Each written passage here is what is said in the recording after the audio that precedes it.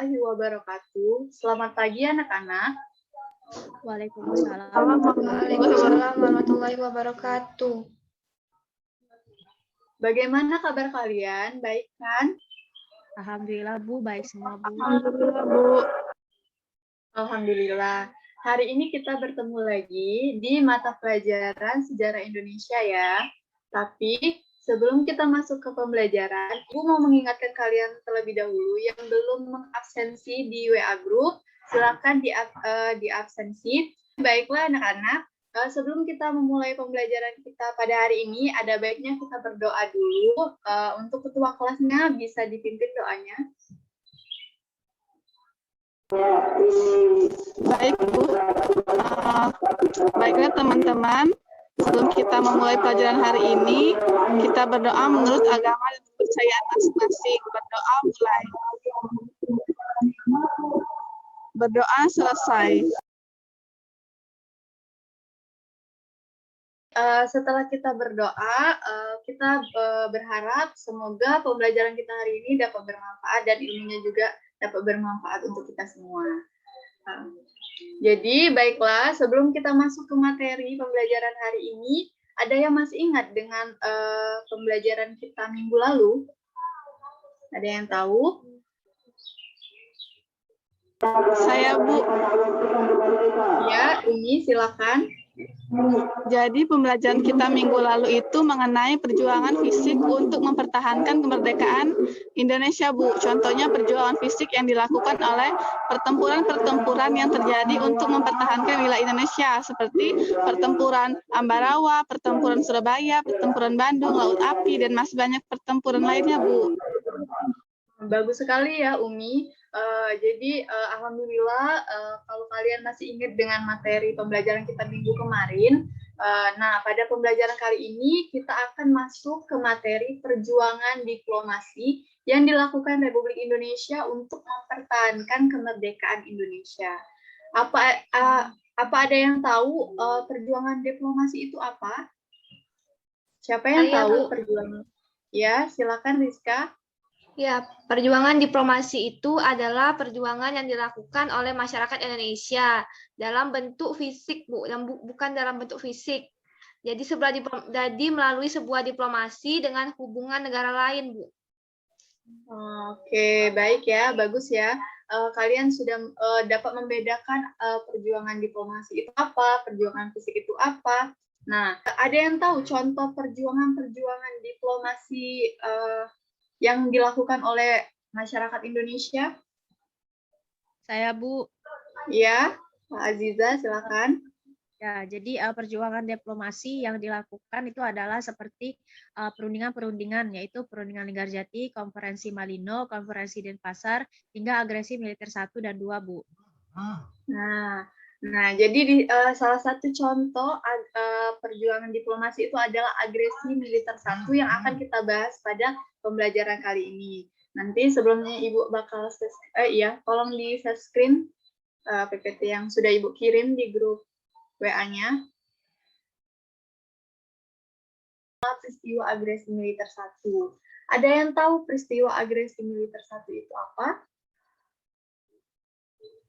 Saya, Bu. Ya, Umi silakan. Peristiwa penyerangan Belanda ke Indonesia, Bu. Oke, ya, secara singkatnya memang seperti itu. Peristiwa agresi militer 1 ini adalah peristiwa serangan-serangan yang dilakukan oleh Belanda untuk merebut atau untuk menguasai wilayah-wilayah Indonesia yang sudah dikuasai oleh Indonesia.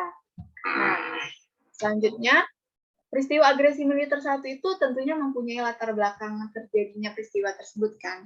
Nah, latar belakang terjadinya peristiwa agresi militer 1 ini berawal dari perbedaan penafsiran antara pihak Belanda dan juga pihak Indonesia mengenai isi perjanjian Linggarjati. Di mana salah penafsiran ini Belanda menganggap bahwa pengakuan de facto wilayah Indonesia itu tidak dapat membuat Indonesia dapat bekerja sama dengan negara-negara di luar Indonesia atau hubungan internasional antara Indonesia dan juga negara lain. Sedangkan Indonesia itu menganggap bahwa dengan diadakannya pengakuan de facto ini, maka Indonesia dapat melakukan kerjasama dengan siapapun negara di luar Indonesia.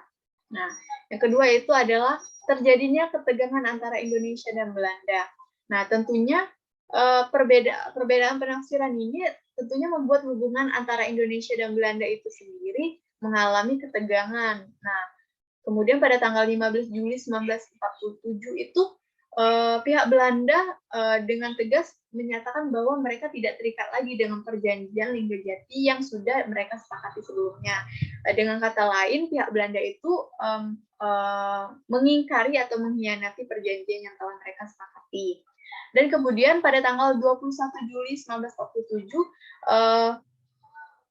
Belanda itu melakukan serangan terhadap wilayah yang dikuasai Indonesia. Pada saat itulah dimulainya agresi militer 1. Selanjutnya, nah, kemudian pada tanggal 29 Agustus 1947, Belanda ini membuat garis demarkasi Van Mook yang menyebabkan wilayah Indonesia itu hanya sepertiga Pulau Jawa, meliputi Jawa Tengah bagian timur yang sudah dikurangi pelabuhan dan juga laut. Nah, jadi hal ini membuat kerugian yang sangat besar bagi Indonesia karena tentunya Belanda menjadi untung karena wilayah mereka semakin luas, sedangkan wilayah Indonesia itu semakin sempit. Selanjutnya, itu adalah tujuan agresi militer 1.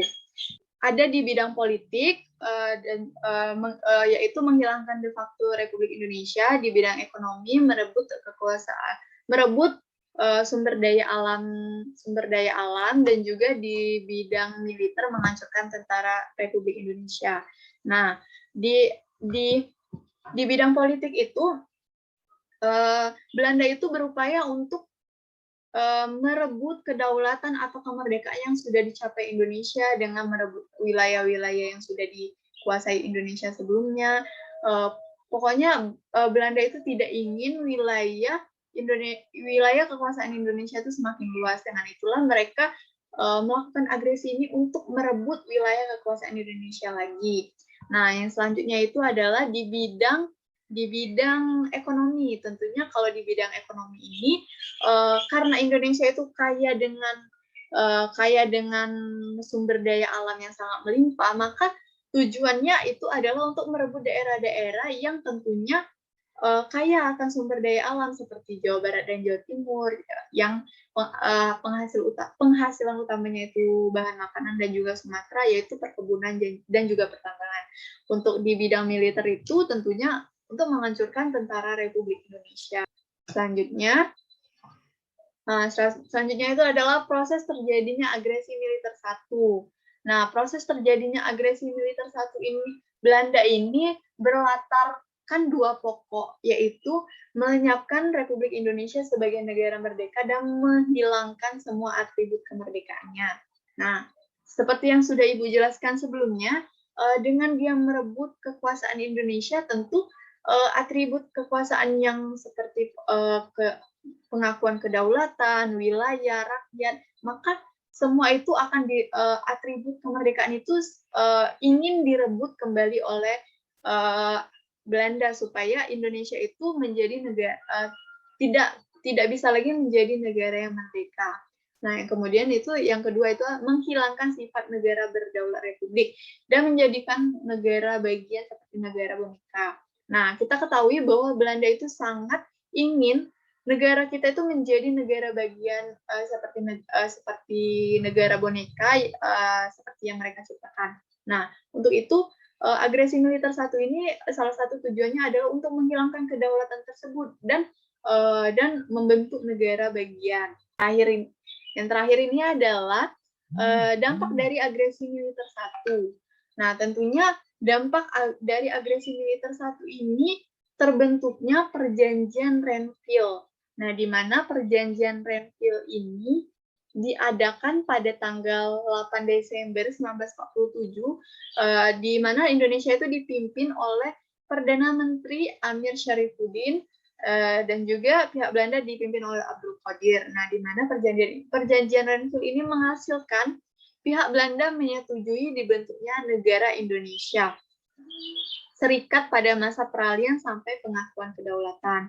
Nah, yang kedua itu adalah Belanda dapat membentuk negara-negara federal di daerah-daerah yang didudukinya melalui jejak pendapat terlebih dahulu. Dan yang ketiga adalah pemerintah Indonesia menarik pasukannya serta mengosongkan daerah-daerah di belakang garis Van Mook yang selanjutnya masuk ke wilayah Indonesia.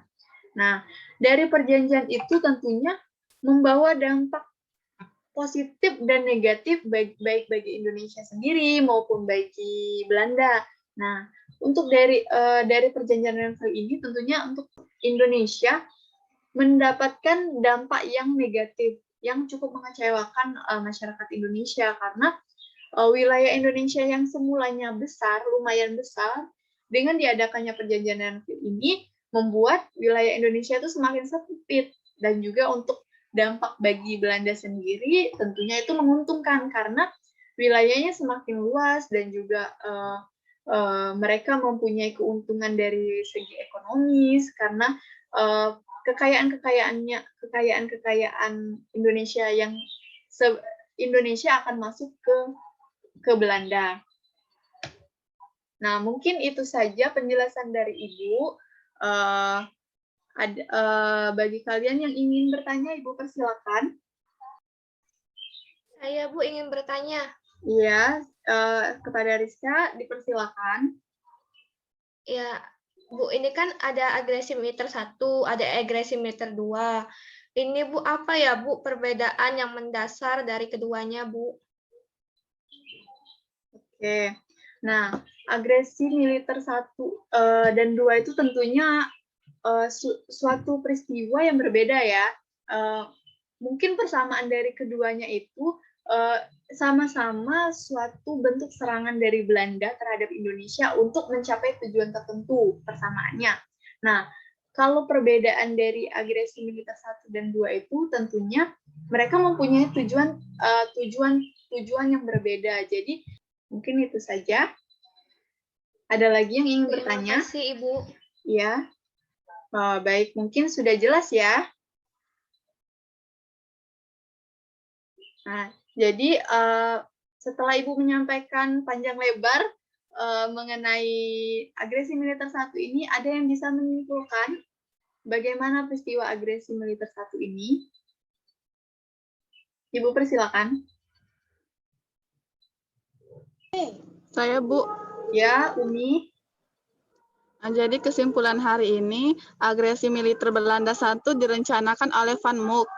Dia merencanakan negara-negara boneka dan ingin mengembalikan kekuasaan Belanda atas Indonesia, Bu. Untuk mencapai tujuan tersebut, pihak Belanda melanggar perundingan Linggarjati yang telah disepakati sebelumnya. Bahkan mereka menyobek kertas perjanjian tersebut. Saja, Bu. Iya, bagus ya. Jadi sudah sangat jelas yang dijelaskan oleh Umi. Nah, mungkin itu saja ya pembelajaran Ibu kali ini. Untuk mengukur kemampuan kalian, Ibu sudah menyiapkan soal yang bakal Ibu share di grup WA. Nanti kalian bisa kerjakan. Untuk batas pengumpulannya itu paling lambat 3 hari ya.